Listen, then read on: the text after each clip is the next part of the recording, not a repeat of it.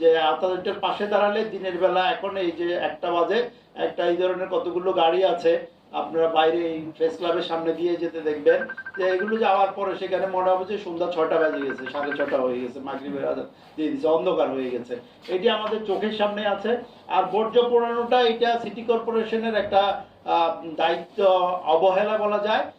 তারা আমাদের কাছে স্বীকার করে না, কিন্তু আমরা যখন চ্যালেঞ্জ দিই চলেন এই মুহূর্তে আমিনবাজার বা মাতোয়ালে যাই, দেখা যাবে ওইখানে কিন্তু যাচ্ছে। আমরা একাধিকবার ড্রোন সার্ভে করে ফুটেজ নিয়ে এসেছি, আপনারা সাংবাদিক বাইরে নিয়ে আছেন।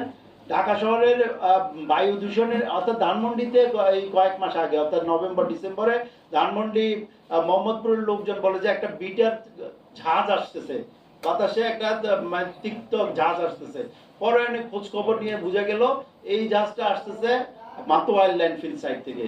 এবং সেখানে মানে এটা এর আগেও হয়েছে, ইন্টেরিয়াম গভর্নমেন্ট থেকেও মানে একদম সর্বোচ্চ লেভেল থেকে ওইখানে ভিজিট করা হয়েছে, কিন্তু মাতোয়াইলের আগুন বন্ধ হয় না। তারা বলে যে আগুন নিজে নিজে লেগে যায় অথবা কেউ না কেউ লাগিয়ে দেয়। আমাদের প্রশ্ন হলো যে আমার ঘরে যদি আগুন লাগে, কে লাগিয়েছে সেটি আমি নিয়ে বসে থাকবো, নাকি ফায়ার সার্ভিসকে খবর দিব অথবা বালতি দিয়ে পানি আনি আগুন নিভাবো?